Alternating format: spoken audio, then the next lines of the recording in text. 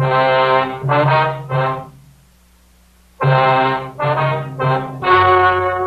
story you are about to hear is true. Only the names have been changed to protect the innocent. Fatima Cigarettes, best of all long cigarettes, brings you Dragnet.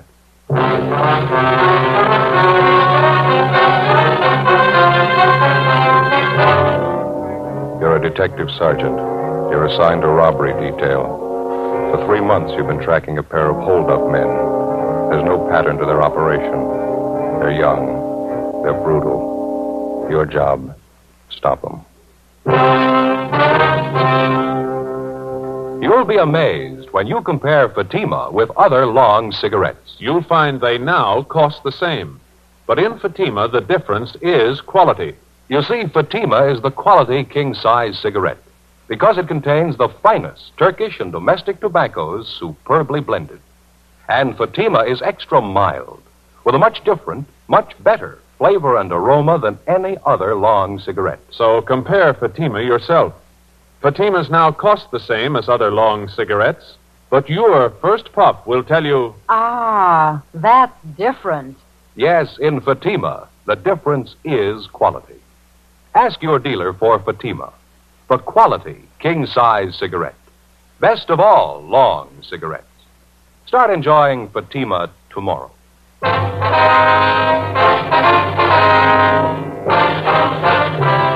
Dragnet, the documented drama of an actual crime. For the next 30 minutes, in cooperation with the Los Angeles Police Department, you will travel step by step on the side of the law through an actual case transcribed from official police files. From beginning to end, from crime to punishment, Dragnet is the story of your police force in action.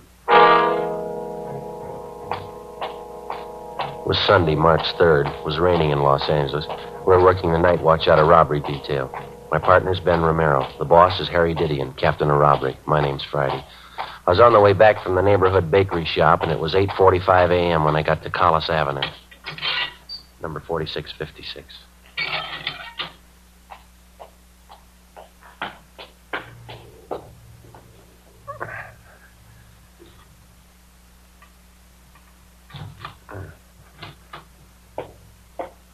Joe? Yeah. What happened? Wasn't the bakery open? Oh, yeah, it was open. I got the stuff right here. Oh, they have any raisin bread? Yeah, right here. How about the butter horn? No, they don't make those on Sundays anymore. I got bear claws instead. Okay, well, let's get this stuff open. Okay. All right. Here we are. Uh-huh. Where do you keep your eggs? In the refrigerator, right over there. Uh-huh. Find them? Yeah, I got 'em. You know, Joe, I don't like to say anything, but I can't keep coming over here to your place every morning.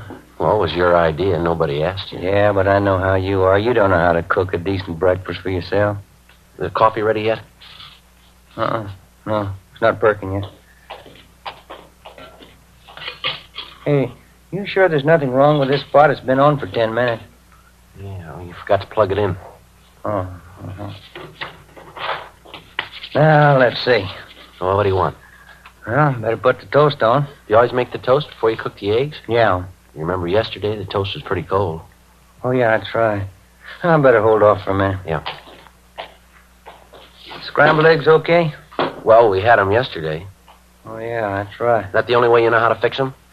I know what you'd like. One of my Spanish omelets. When'd you say your mother was coming back? Well, in about 3 more days. Yeah, that'll make a week, won't it? Yeah, that's right. Well, I guess I can work something out with Amy. Wife doesn't like me coming over here every morning like this. Well, I told you before, I can make out all right here. Oh, I know how it is. You think you're imposing. You'd be lost without your can opener. Say, is this omelet of yours going to take very long? We haven't got very much time, you know. I'll have it on your plate in a jiffy. What time are we supposed to see those victims? 9:30 at the county hospital. Where's your tomatoes? In the refrigerator. Oh, uh-huh. Yeah, 23 jobs in 3 months. Those guys really move, don't they? Yeah. Nice tomatoes, Joe. That Hollenbeck job last night.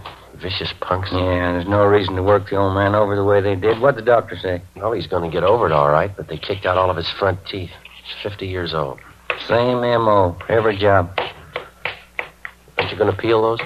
No, skins are good for you. Now, you got a nice big Bermuda?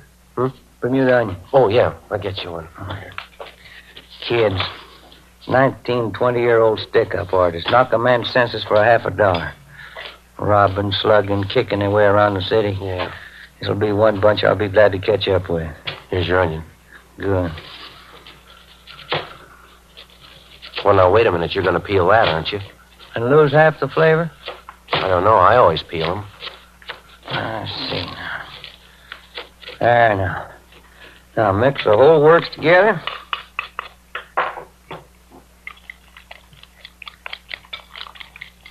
You going to put it in that pan on the stove there? Yes, sir. Looks pretty hot, doesn't it? It's smoking. Joe, that's the way you cook a Spanish omelet. Hot, fire, and fast. Now, into the pan. The whole trick in making a good Spanish omelet is you got to work fast. Yeah. What are all those little brown flakes on the top there? Oh, the onion skins. No, I don't know. That doesn't look right to me. Wait till you taste it. I'll get it.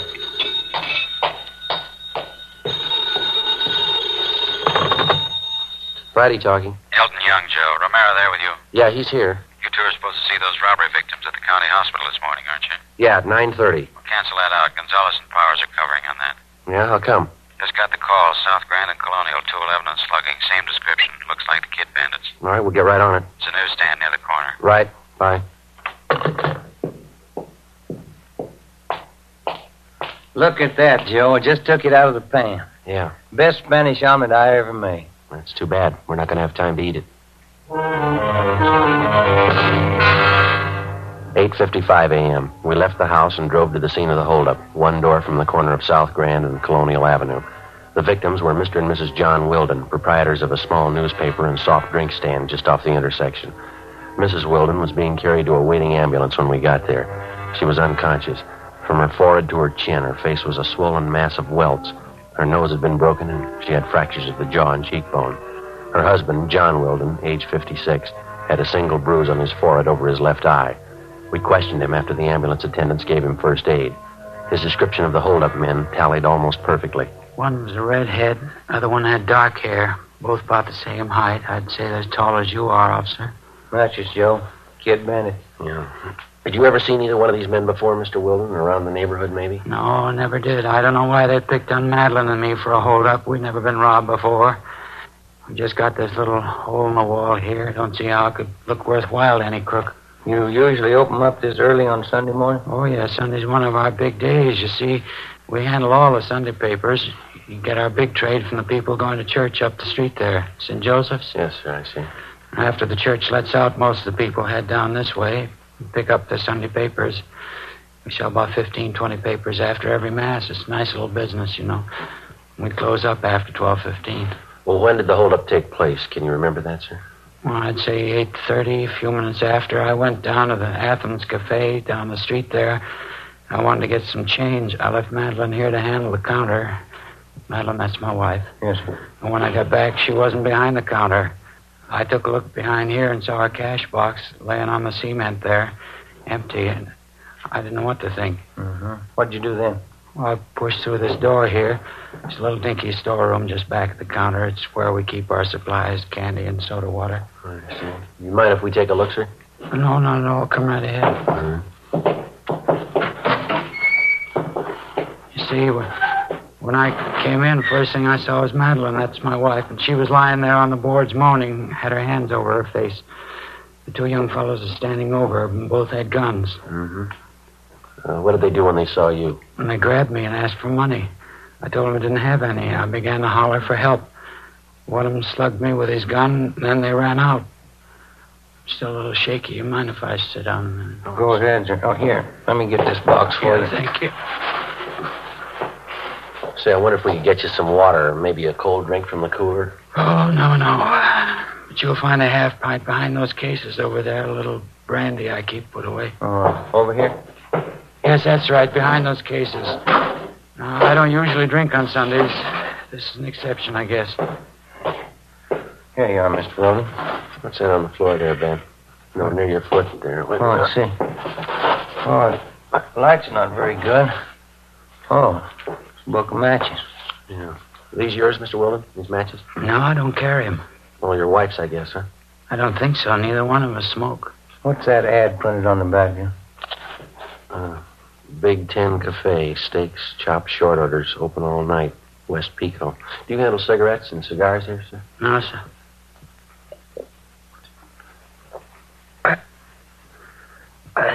Candy, soft drinks, newspapers, that's all. Inside of the matchbook cover, Joe. Some scribbling on it. George Bell, S. Cameron, 5th and Alameda. Do you recognize this at all, Mr. Weldon? Big Ten Cafe. No, I've never been there. Now, how about the names here, inside the cover? George Bell, S. Cameron. No, I never heard of him. Well, when you first came in here, Mr. Weldon, do you remember where the hold-up men were standing? Not too well. One was over there, and one was over there, I think. Could be, Joe. One of them might have dropped it. Trace them from that matchbook? Do you think that's possible? I don't know yet. How would you trace them that way? Analysis? Some kind of scientific work? No, sir. Legwork. 9:28 a.m. We call Leighton Fingerprints. As soon as they arrived, we dropped Mr. Weldon off at Georgia Street Receiving Hospital to see his wife. Ben and I drove back to the office. We had the crime report typed up and got out a supplementary broadcast on our original APB.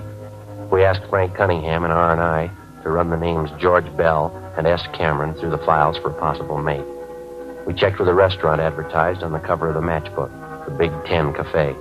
The manager of the cafe failed to recognize either the names on the matchbook or the descriptions of the hold-up men. 9:52. We checked back in at the office. I'll get it. Robbery, Romero? Yeah, Frank. Yeah. Good, right. Thank you. Cunningham? You got a make on the name George Bell. Another one for Sam Cameron. Both of them run together. Got long juvenile records. Good. You got an address on them? Yeah. Won't be hard to run down. What do you mean? Main jail. 5 days before, George Bell, a laborer, and Samuel Cameron, a part-time jewelry salesman, had been booked at the main jail on charges of being drunk and disorderly. The day after his arrest, Cameron was bailed out. Bell was still in the drunk tank. Ben and I went down to the main jail and talked to him. He didn't fit the description of either of the bandits. He was very cooperative, but he stated that he'd been very drunk and he couldn't remember too much. Just don't know, Sergeant. Sam and I went out and tied one on. When it came to, we were here in the drunk tank. You have no idea at all how your names got on this matchbook. I'm trying to think. We're pretty well heated up, Sam and me. That's another thing, that dirty Sam. What do you mean? He gets a friend of his to come up here and bail him out. Think he'd do anything for me? No. I bought the liquor. He lets me sit here now. Dirty Sam. You think he might remember about that matchbook? I don't know. I'm disgusted with him. If you see him, you can tell him that. Just let him know he's off my list. How about the address here on the matchbook, George? It says 5th and Alameda. Doesn't that mean anything to you? Were you and Cameron hitting some of the spots around that area? No, we were messing around over in Dogtown. Didn't get down by Alameda at all. Well, it must have some tie-in for you. 5th and Alameda? No. Only guy I know down there is Sanchez. Wait a minute. Yeah? Just a minute. Sanchez. Gus Sanchez, sure. I wanted to see Gus. I thought he'd put up bail for us. Yeah, go ahead. I got it now. I think I have anyway. It was the morning after, and I woke up here in the tank. Oh, a big head, you know. Really whipped. Mm-hmm. Now, first thing I thought I was out. I figured Gus Sanchez might pop for bail. A friend of mine, you know. Gus works at the bar at 5th and Alameda. That's it. Well, how's it tie in? This other mooch is in the tank next to me. Somebody's popped bail for him, and he's getting out in an hour. So I asked him to call Gus for me, and he said he would. He wrote my name down, and he wrote down Sam's, too. That dirty Sam. And he took down Gus's address. Yeah, 5th and Alameda. You remember what this man looked like when he took your name? Oh, let's see. No, everything was going around. He's kind of tall, I don't know. Would you remember him if you saw him again? Guy did me a favor. I'd remember him. Not like that dirty Sam. Well, how about his name? Did he tell you that? No, I didn't ask him. I should have, huh? You sure about the day this man was released? Positive. The same day I came in, Tuesday. Okay, Bell. Thanks very much. We'll be checking back with you. Yeah, all right. Hey, what about this guy? You got a brief with him? Well, maybe if he's the one we want. Yeah, what'd he do? He lost his matches. Ben and I left the drunk tank and went down the hall to check with the officer in charge. We paged through the release book and found that 7 men had been bailed out or discharged from the jail on the previous Tuesday. We went back to the record bureau and had them pull the mug shots on all 7 men. Then we took the pictures back to the drunk tank and showed them to George Bell. No.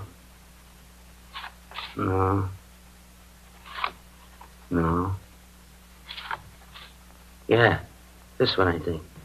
Can't be sure. I think that's him. George Bell had tentatively identified the mugshot of a Fred Gunther, WMA, 21 years old. Gunther had a previous record of grand theft auto, purse snatching, and drunk charges. His picture matched closely with the description of one of the suspects. 4 a.m., we contacted the Kid Bandit's most recent victim, John Wilden, at his home. We asked him to look at the same group of mugshots that we'd shown to George Bell.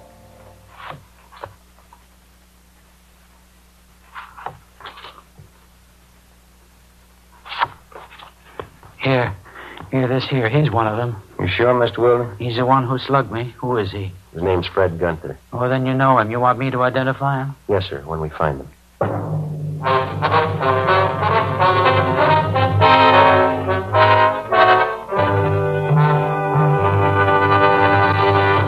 You are listening to Dragnet, authentic stories of your police force in action.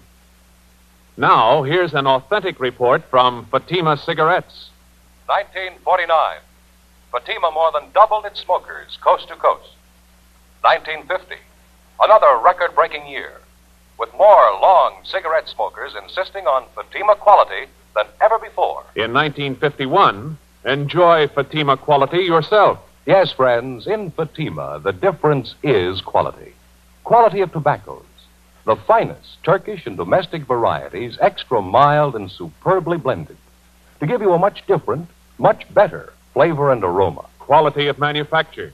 Smooth, plump cigarettes rolled in the finest paper money can buy. Quality, even to the appearance of the bright, clean, golden yellow package.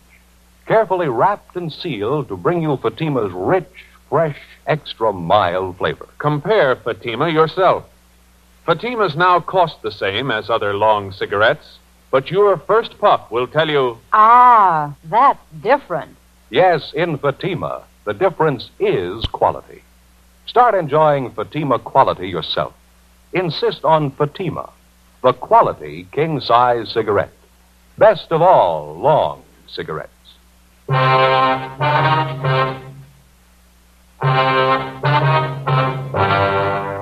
Monday, March 4th, 9 a.m. We checked out the suspect, Fred Gunther. No trace of him at any of his previous addresses. We began checking with the other victims of the Kid Bandits. After a day and a half of legwork, we sat down and figured up the results. More than 2/3 of the victims definitely tabbed Gunther as one of the holdup men. The next step was the record bureau. We had them pull the packages on every one of Gunther's known friends and associates. There were more than 30 of them. We had mugshots pulled on each one of them and made the rounds of the victims for the second time. Approximately half of the victims had singled out one picture as that of Gunther's partner in the holdups. We pulled the package on the man and checked his mama sheet. His name was Harold Reimers, WMA, age 19. Previous record included car stripping and 1 charge ADW, no conviction. Friday, March 8th. We continued our check of the friends and associates known to the 2 suspects, Gunther and Reimers. We got nowhere. 2 weeks passed. On March 23rd, we got a tip from an informant about a girlfriend of Fred Gunther's, a vocalist working at a downtown dance hall during intermissions. Long haul. Yeah, 1 more flight. Mm-hmm. Climb 4 flights of stairs and then they expect you to dance. Yeah. Well, I guess this is it. Yeah, come on.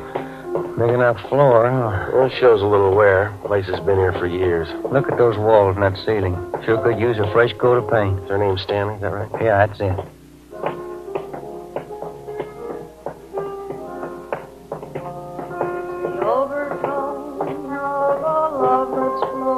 Excuse me? What? Your name Lorraine Stanley? Yeah, that's right. Sweet Lorraine, that's my billing. You with the band? No, we're police officers. I'd like to talk to you for a minute if we can. Oh, sure, all right. I was just rehearsing a little. What's it about, officer? Do you know Fred Gunther, Miss Stanley?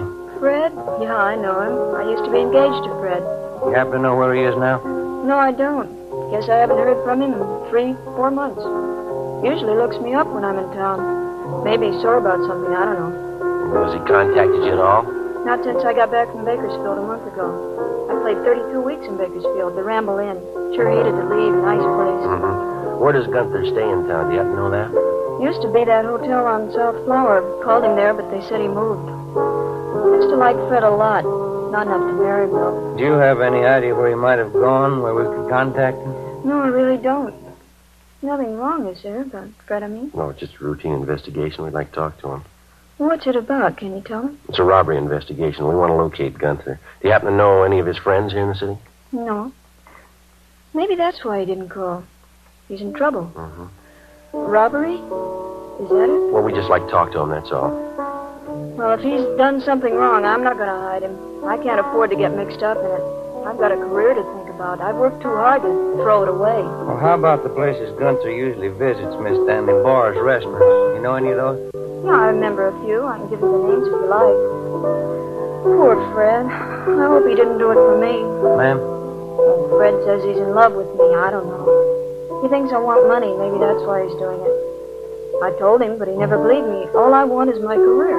Well, do you think that Gunther might come around here to see you?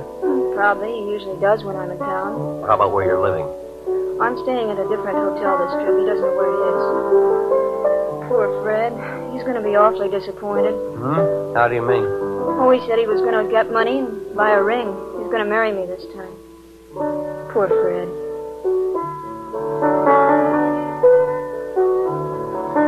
This is my new theme, officers. You like it? Uh-huh. Just one more thing, Miss Stanley. If Gunther contacts you by phone, will you be sure and let us know? All right, I'll do that. Sure a beautiful theme, isn't it? Piano player in Bakersfield, he wrote it for me. Beautiful. Yes, ma'am. I hope Fred understands. I don't want to hurt him, but I can't marry him. How do I make him understand? How do I explain it? I don't think you'll have to, ma'am. Before we left Lorraine Stanley, we told her that if Gunther should contact her, not to tell him that she'd talked with us. Stakeouts were placed on the dance hall where she worked and at the hotel where she was staying. Gunther's known hangouts were also covered. The next night, the Kid Bandits were back in business. They hit twice, a liquor store on Franklin Avenue and a tavern on South Flower. Gunther and Reimers were again identified as the two suspects. The stakeouts continued. The search went on. 4 days later, we got a tip from the proprietor of a shoe shine stand on West Temple that Gunther's partner, Harold Reimers, had been seen entering a small hotel up the street from his stand. We drove over and checked with the desk clerk. He identified Reimers' mugshot. He told us that the suspect wasn't in, but that he was expected back that night. Ben and I went on stakeout in his hotel room. 7 p.m. Reimers failed to show.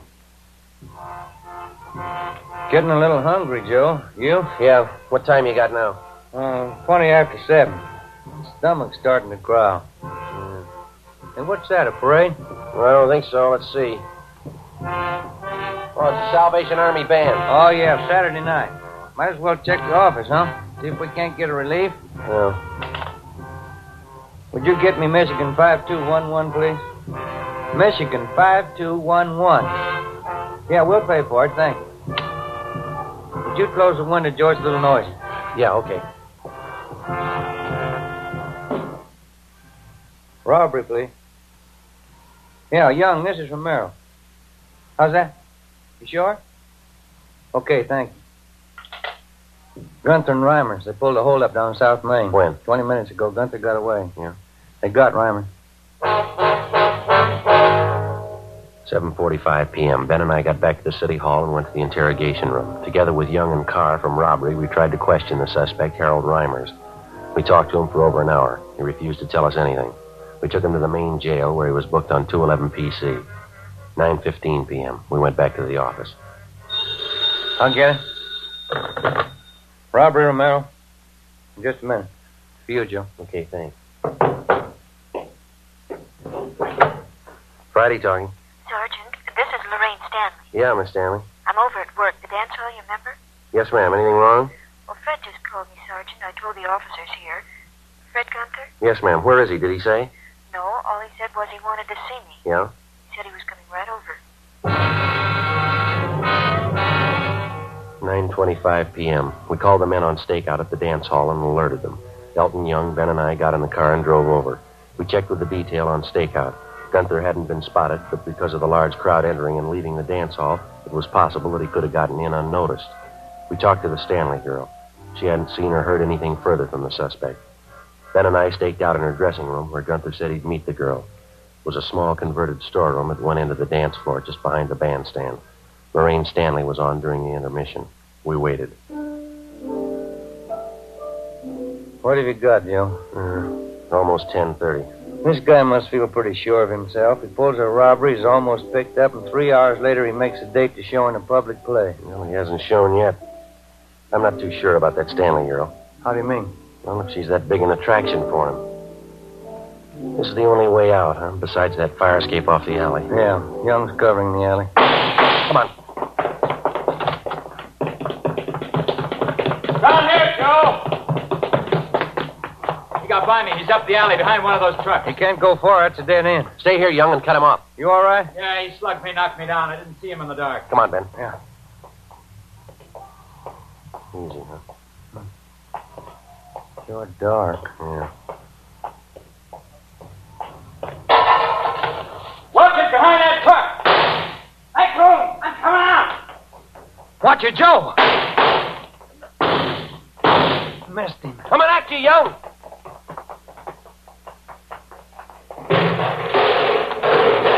Don't shoot! Don't shoot! All right, stand still. You want to stay with him, Young? We'll call in. Yeah, right. Closest place is that little cafe off the alley to the left. Thanks. Come on, Ben. Yeah. I'm here, dear.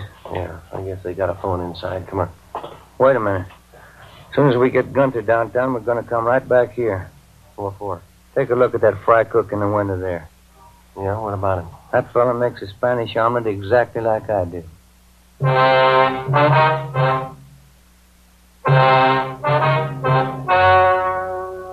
story you have just heard was true. Only the names were changed to protect the innocent. On July 19th, trial was held in Superior Court, Department 86, City and County of Los Angeles, State of California. In a moment, the results of that trial. Now, here is our star, Jack Webb. Thank you. Friends, if you're a long cigarette smoker like I am, remember, in Fatima, the difference is quality. Now, believe me, this difference is mighty important. So important that you'll always remember the first pack of Fatimas that you buy. Fatima's fast-growing popularity backs me up on that. But look, you can prove it to yourself by getting a pack of Fatimas tomorrow. You'll find that they now cost the same as other long cigarettes. And your first pack will convince you to go right on smoking them. Join me and the new thousands who enjoy Fatima's extra mildness, Fatima's rich, better flavor and aroma. You'll discover what all we Fatima smokers know. In Fatima, the difference is quality.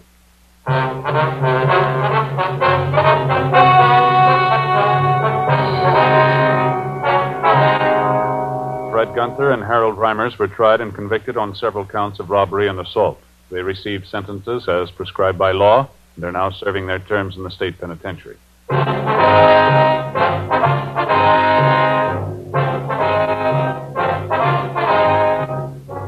You have just heard Dragnet, a series of authentic cases from official files. Technical advice comes from the Office of Chief of Police W.H. Parker, Los Angeles Police Department.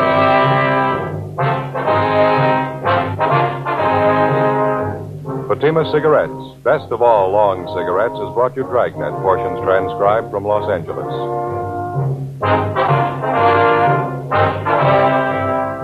We the People is next with stories of today on NBC.